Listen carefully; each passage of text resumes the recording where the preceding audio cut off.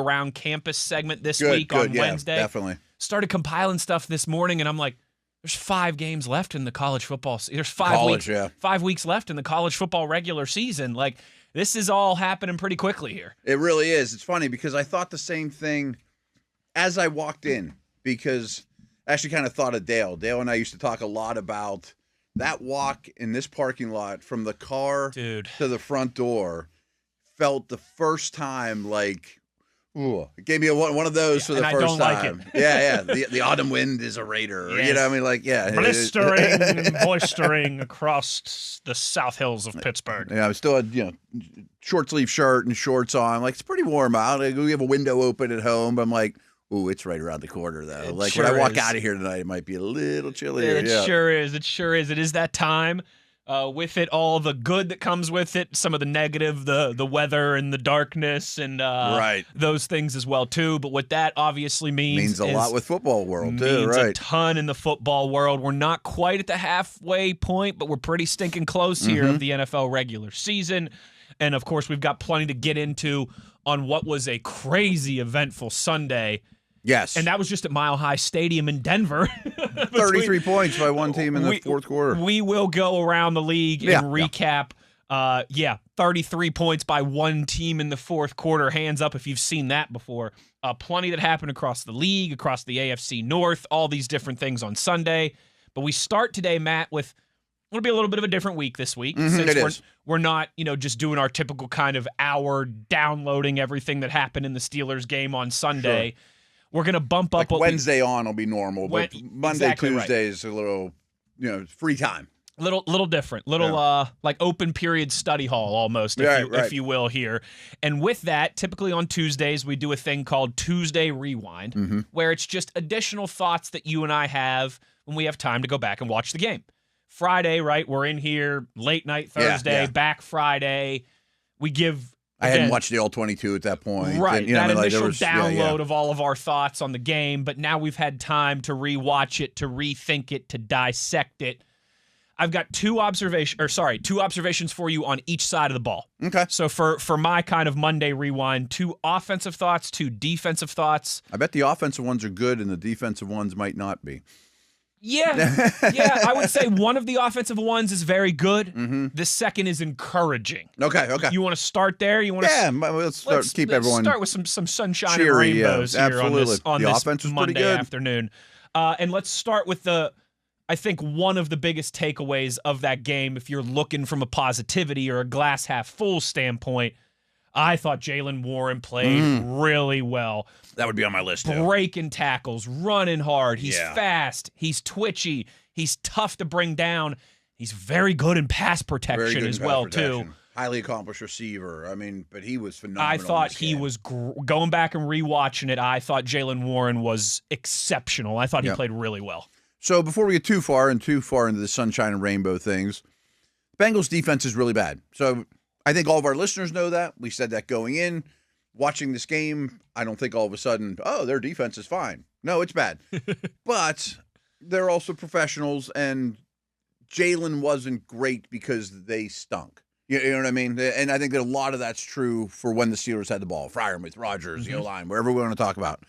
But yeah, I'm glad you started with him because just his individual effort and achievement that night was really, really strong. Really strong. And if you play the 7 or 8 minute just Jaylen Warren cut up of that game, you're like, that guy looked like one of the best running backs in the league. Exactly. He looks like the top guys and had one of the best games of any running back in the league.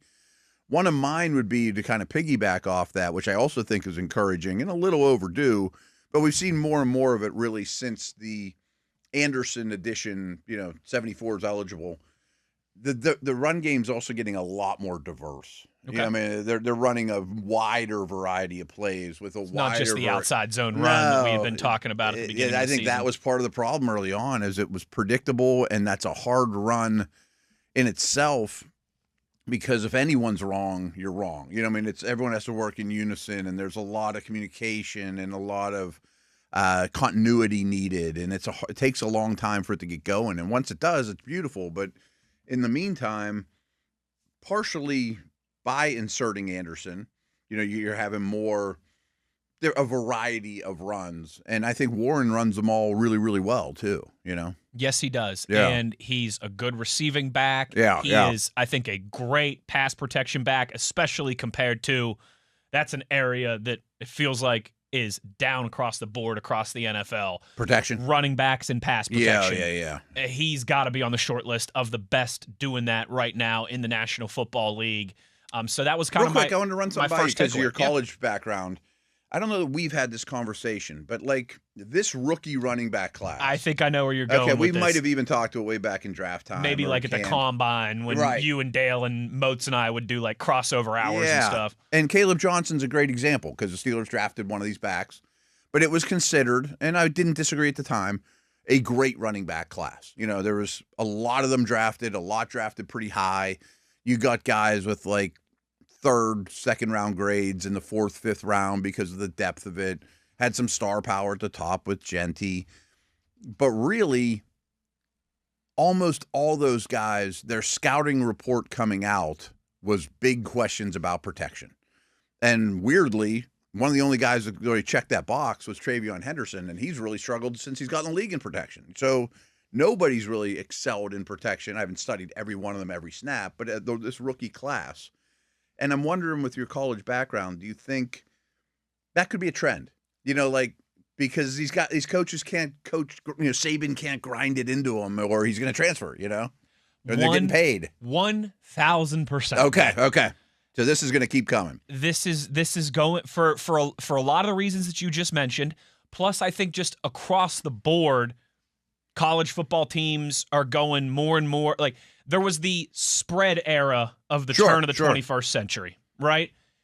Everything in football is cyclical and it comes back around. Mm-hmm. I think we saw that to an extent a few years ago, but I think now there's this weird where it went from spread kind of back to pro style, and now it's not going back to spread in college football, but it is much more everybody has a stud quarterback. With the transfer portal, most of these, it has to be changing things at such a rapid rate. The money. The 60 some Power 4 college football programs. So I think there's 68 or 69 programs in the SEC, the Big 10, the ACC, and the Big 12. The 4 power conferences. There's like 68 or 69 programs. There's no excuse for them to be dreadful at quarterback now. Maybe if you are for a year, okay, you missed on some evaluations, whatever. But then go get JMU's quarterback. Go get Kent State's quarterback. Go get UTEP's quarterback. Because someone in that division, every division has a best guy. Exactly right. Still Duquesne. Whatever. Go get Ohio's quarterback. Not Ohio State, Ohio U. Parker Navarro. He's actually very good. Carved up my Mountaineers back in September. Super quick, and this was true when I recruited. Finding quarterbacks in the recruiting world isn't nearly as hard as like defensive tackles. There's a lot of people walking the planet that look like a quarterback. There's not many people that are 6'5", 300 pounds. Especially at the collegiate level where now these guys rely on their legs. Yeah. That's one thing that has really mirrored the pros. It used to be the pro-style college football quarterbacks, right? The Andrew Lucks. Mm-hmm. And then the spread-style college football quarterbacks, the Marcus Mariotas. Okay. Now that's kind of blending of those skill sets. We want all of it. We want all of it. Because we can get it. Exactly right. Even guys like Fernando Mendoza, who we talk about all the time, that's more of a traditional, he'll still pull it down and take the 8 or 9 yards that Nobody you give him. can be a stiff. No one can be a stiff anymore. I think part of that with the mobility quarterback element has played into this as well. So I think you're spot on. It reminds me, Matt, it really started back when the Steelers drafted Jalen Samuels. You remember him out of NC State? And I remember a lot of things there. Do-it-all guy, Do-it-all guy at NC State. But I remember when he got drafted, and we do this, I'm sure the listeners who have listened. Steelers Nation, gather round, because this week the ledger takes a turn, and I want you all leaning in with me. We've felt the frustration, seen the missed tackles, heard the chatter about broken defense and sputtering identity. But now we're standing at a pivot point, a turning moment. And yes, it's time to believe again. Let's start with the good news, the one that gives us hope. Calvin Austin III is set to return to practice this week. head coach Mike Tomlin told reporters that Austin is scheduled to work this week and that the Steelers are optimistic about his availability for Sunday's home game versus the Green Bay Packers. Here's a player who in 4 games this season before injury caught 10 passes for 139 yards and 2 important touchdowns. In a moment where every weapon counts, his return is a spark. His speed, his yards after catch ability, the trust Rodgers started to show him. This is the kind of boost that can tilt close games our way. But let's not pretend the skies are clear yet, because while we celebrate the return of Austin, we also confront what's been holding us back. The Steelers' offense hasn't been the problem. Proud production, ball movement, playmaking. It is the defense, and that side of the ball has been doing anything but inspiring. Analysts have been unrelenting. The defense was unengaged, the scheme predictable, the tackling and coverage lacked. See them holding up their end of the bargain. Which means that while we welcome Austin's return, we also recognize the defense must answer. But here's the key. When one side improves, the whole team lifts. Now picture this. Rodgers, healthy, in his element. Austin back in rotation. DK Metcalf, Freiermuth, Washington, weapons multiplying. That means the offense becomes a juggernaut. But the defense, that's the area where we must demand more. Because when the offense gives us 30-plus points and the D folds, we lose. When the offense gives us 30-plus and the D holds, we win. That line is razor thin this season. Consider this. Austin comes back just as we face the Packers at home. A primetime stage, Rodgers against his former team. A moment built for momentum. An opportunity for redemption. The return of a key receiver adds a dynamic element and relief to resource allocation on offense, meaning maybe fewer double teams on Metcalf, more mismatches, more explosive plays, and that's good news. But make no mistake, the challenge remains real. Our defense must sharpen. The linebackers must fill gaps. The corners must limit explosive plays. The front 7 must protect the line of scrimmage. The return of Austin doesn't solve every issue, but it changes the equation. It adds depth, urgency, and flexibility. It sends a message. We are serious. We are still in this. We will fight. Here's a snapshot. Austin out injured since late September, shoulder injury, missed multiple games. The team announced no major injuries after the recent loss to the Bengals, but the optics were bad. So while we got lucky on health in some respects, the loss stung and the remedy must be swift. That's where belief comes in. Belief doesn't ignore flaws, it addresses them. Belief says, yes, we have flaws, but we also have answers. One of those answers is the return of Calvin Austin. Another is letting the rest of the roster feel the heat, adjust, improve. Yet another is you, the fan base, the Steelers nation, raising the intensity, supporting in the noise, demanding better while staying loyal. So what's our message?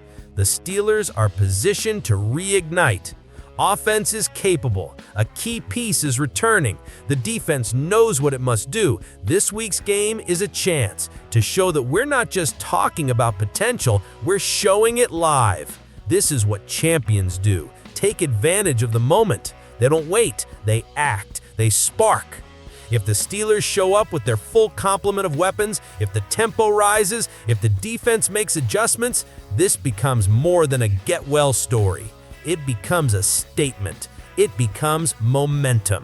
It becomes season-turning. And you know what? I believe we're going there. I believe in this team. I believe Austin's return catalyzes something, and I believe we will rise again. Now it's your turn, Steelers Nation. Do you believe Calvin Austin's return will shift the balance? Do you think this team, offense paired with returning talent, defense recalibrated, can make a serious run? Drop your thoughts below. Smash that like button if you're pumped for Austin's return. Hit subscribe to join every reaction, breakdown, and moment with us here on Steelers Nation Wire. Let's ride this wave together. Let's shape this season. Let's go, Steelers!